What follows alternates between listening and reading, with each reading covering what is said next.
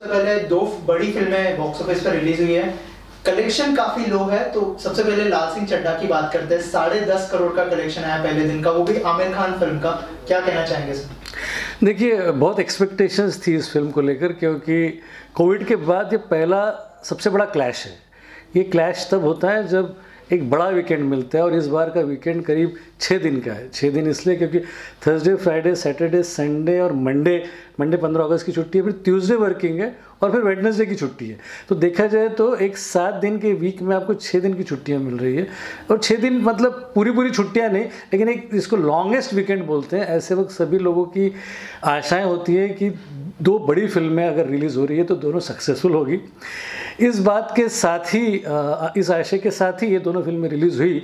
लेकिन दुख की बात यह है कि पहले दिन लाल सिंह चड्ढा का कलेक्शन रहा है 10.5 करोड़, जो कि डिसअपॉइंटिंग है।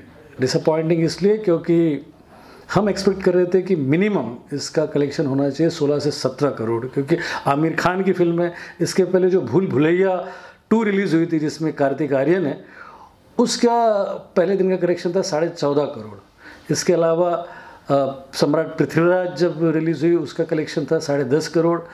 तो 10.5 करोड़ जब अक्षय कुमार की फिल्म कर सकती है या कार्तिक आर्यन की फिल्म उससे ज़्यादा कर सकती है, ऐसे में वो फिल्म जिस फिल्म को बनाने में 12 साल लगते हैं, जिसके राइट्स लेने में आपको 8 से 10 साल लगते हैं, जिसको बनाने में 3 या 4 साल लगते हैं, 180 करोड़ की लागत से लाल सिंह चड्ढा बनती हैं। इतना बड़ा बज़ होता है इसका। आमिर खान जो कि परफेक्शनिस्ट है, उनकी फिल्म रिलीज़ होती है 4 साल के बाद, और ऐसी फिल्म जब सिर्फ 10.5 करोड़ करती हैं तो लगता है कि ये बहुत डिसअपॉइंटिंग फिगर है। उसका कारण ये है कि फिल्म की लेंथ जो है वो 2 घंटा 39 मिनट की है। उसके बाद 5 मिनट का डिस्क्लेमर है, 10 मिनट का इंटरवल, यानी कि 3 से सवा 3 घंटा एक आदमी का चले जाता है। फिल्म काफ़ी स्ट्रेच लगती है। आमिर खान फिल्म में अच्छे लगे हैं, लेकिन लाल सिंह चड्ढा नहीं लगे हैं, वो आमिर खान ही लगे हैं। दूसरी बात, फॉरेस्ट गम से इसका कंपैरिजन होना स्वाभाविक है, क्योंकि उस फिल्म को 6 ऑस्कर्स थे।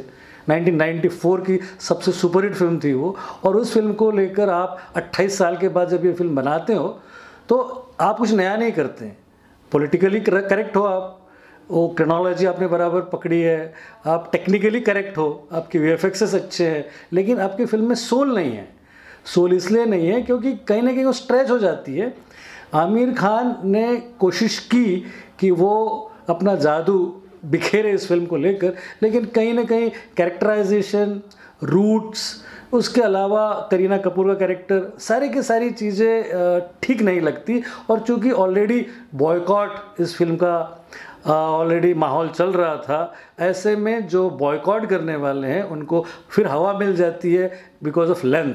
तो हम तो उन लोगों में से जो फिल्म को लेकर पॉजिटिव थे, बड़ी खुशी के साथ, बड़े एक्सपेक्टेशंस के साथ हमने फिल्म देखी। लेकिन पहले दिन का अगर कलेक्शन 10.5 करोड़ है तो डिसअपॉइंटिंग है। आज चूँकि दूसरा दिन है, फ्राइडे उस वक्त ठीक ठाक रहेगा, सैटरडे फिर वर्किंग डे ठीक ठाक रहेगा, संडे इसके चांसेस अच्छे हैं, मंडे इसके चांसेस और अच्छे हैं। लेकिन अगर वीकेंड में सिर्फ ये 60 से 70 करोड़ कमाती हैं घर, तो भी डिसअपॉइंटिंग है।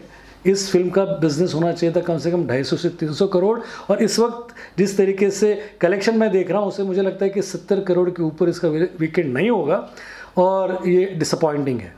सर, रक्षाबंधन का कलेक्शन 8 करोड़ आया है, और ये भी मुझे लगता है बहुत ही ज़्यादा डिसअपॉइंटिंग होने वाला है अक्षय कुमार की फिल्म के लिए। जी हाँ, अक्षय कुमार की इससे पहले सम्राट पृथ्वीराज थी, वो फ्लॉप थी। उसके अलावा पहले अतरंगी थी, वो भी फ्लॉप थी। रक्षाबंधन, ये नाम ही बड़ा टिपिकल है। क्या एक्साइटमेंट होगा इस फिल्म को लेकर। लेकिन हाँ, ये एक्साइटमेंट ये है कि चलिए एक बहुत ट्रेडिशनल वैल्यू रिलेटेड फिल्म है, भारतीय मूल्यों पर आधारित ऐसी कोई फिल्म है जिसमें भाई बहन का प्यार दिखाया जाएगा, और ट्रेलर में वो सारी चीज़ें विदित हो गई, विजिबल हो गई। अब रह गया एक्साइटमेंट। तो एक्साइटमेंट दोनों के बीच में लोगों का डिवाइड हो जाता है। लाल सिंह चड्ढा रिलीज़ हो रही है और रक्षाबंधन अगर रिलीज़ हो रही है तो लोग पहली प्रायोरिटी में आमिर खान की फिल्म देखेंगे, क्योंकि वो बड़े स्टार है और उनकी फिल्म 4 साल के बाद रिलीज़ हो रही है। सेकंड प्रायोरिटी है रक्षाबंधन। रक्षाबंधन के लिए लोग ललायत नहीं थे, लेकिन जो लोग रक्षाबंधन को देखकर इसलिए गए क्योंकि उसकी लेंथ 1 घंटा 50 मिनट की है, 2 घंटे से कम है, तो ऐसी छोटी फिल्म के शोज़ ज़्यादा होते हैं, ज़्यादा शोज़ अकोमोडेट किए जाते हैं, उसके बिजनेस ज़्यादा होने के चांसेस होते हैं। ऐसे लोगों ने जब ये सोचकर फिल्म देखने गए तो उसमें उन्होंने टिपिकल वही ड्रामा देखा जो इससे पहले वो देखते आए, इसलिए इसका वर्ड ऑफ माउथ भी पॉजिटिव नहीं है। आज पहले दिन पे अगर हम मुड़ के देखें, इसके पहले दिन का कलेक्शन अगर 7.5 करोड़ है तो वो ठीक ठाक है, कोई अच्छा कलेक्शन नहीं है। इनकी इस फिल्म का कलेक्शन हम मान के चलते थे कि कम से कम 10.5 से 11 करोड़ का होगा। अब ये भी फिल्म कुछ पूरे वीकेंड में जो मुझे नज़र आ रहा है कलेक्शन, उससे मुझे लगता है कि 30 से 35 करोड़ के ऊपर नहीं होगी, और वो अगर 30 से 35 करोड़ तक पहुंचती है पहले वीकेंड में तो भी फिल्म का नुकसान है, ये फिल्म के लिए अच्छा नहीं है। इसलिए टोटलिटी में अगर देखा जाए तो 2 बड़ी फिल्में रिलीज़ हुई है इस वीकेंड में, और दोनों फिल्मों से काफ़ी एक्सपेक्टेशंस थे।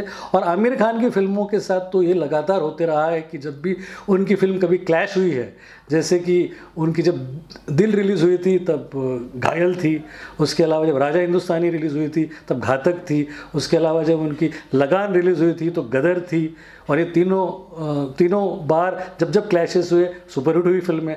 तो हमको भी ये लग रहा था कि जब रक्षाबंधन और लाल सिंह चड्ढा रिलीज़ होगी तो दोनों फिल्में हिट होगी, लेकिन आज जब हम कलेक्शन देख रहे हैं तो मुझे लगता है कि दोनों फिल्में बिलो एवरेज रहेगी। सर, जैसे आपने कहा कि भूल भुलैया ने इससे अच्छी ओपनिंग ली है, तो क्या लगता है एक स्टारडम या खत्म हो गया है, या बॉयकॉट बॉलीवुड वाला अच्छा ट्रेंड है वो कुछ ज़्यादा ही पसंद है? देखिए, स्टारडम कभी ख़त्म नहीं होगा हमारे देश में। जब तक स्टार्स है, जब तक फिल्म देखने वाले हैं, स्टारडम हमेशा रहेगा, लोग स्टार्स को पूछते रहेंगे। वो प्रथा है, साउथ में भी हमारे देश में भी है। हमको वो स्टारडम तो कभी ख़त्म नहीं होगा, वो हमेशा चलते रहेगा। हाँ, ये जो बॉयकॉट वाला मामला है ये बहुत ही लिमिटेड है। ये सोशल मीडिया पे लोग बॉयकॉट करते हैं, वो उनका फ्रीडम है, लेकिन बॉयकॉट करना नहीं करना ये उनका पर्सनल एक्सप्रेशन है। लेकिन उससे मुझे नहीं लगता कि फिल्म के ओपनिंग पे उसका कोई बहुत बड़ा फ़र्क पड़ता है। अगर फ़र्क भी पड़ता होगा तो बहुत निग्लिजिबल होगा।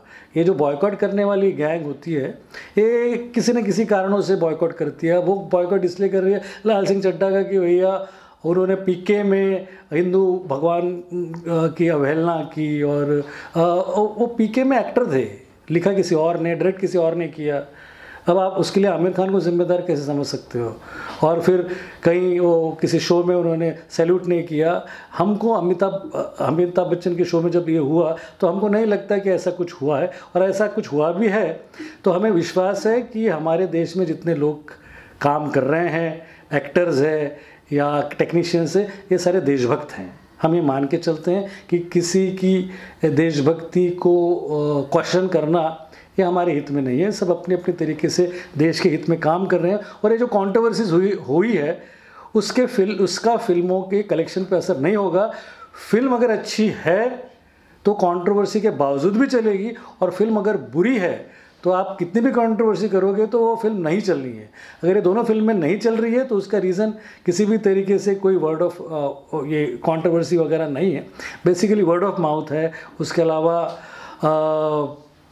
रिव्यूज़ भी है, उसके अलावा बहुत सारे जो आजकल सोशल मीडिया में अपने जो ऑडियंस अपना इंटरेक्ट करती है या रिव्यूज़ देती है, इसमें उन्होंने क्लियर कट कहा है कि भाई लेंदी फिल्म है। इसके कारण मुझे लगता है कि ये सारे रीजंस है जिसके कारण फिल्म नहीं चल पाई है।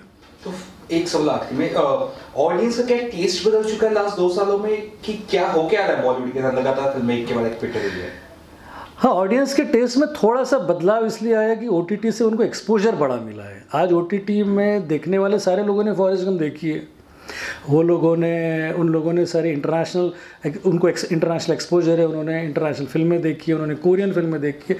तो इन लोगों को इंटरनेशनल एक्सपोजर होने के कारण OTT पे कंटेंट वो आएगा जो कि कंटेंट ड्रीवन हो, जैसे कि डार्लिंग्स है जिसमें आलिया भट्ट है, या अतरंगी रे है, या जो इससे पहले वाली जो गुड लक जेरी है।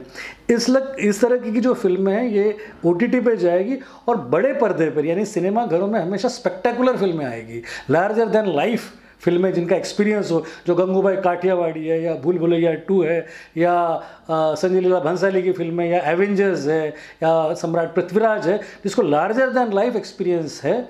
और लेना हो, जिनको लगता है कि फिल्में स्पेक्टेकुलर हो, ऐसी फिल्मों के लिए लोग बड़े पर्दे पर जाएंगे, और छोटे पर्दे पर लोग वही देखेंगे जिसमें जो मसान हो या न्यूटन हो या फिर डार्लिंग्स हो। सर लास्टली क्या प्रेडिक्शन करते हैं, लाइफ टाइम कलेक्शन कितना होगा लाल सिंह चड्ढा और रक्षाबंधन का?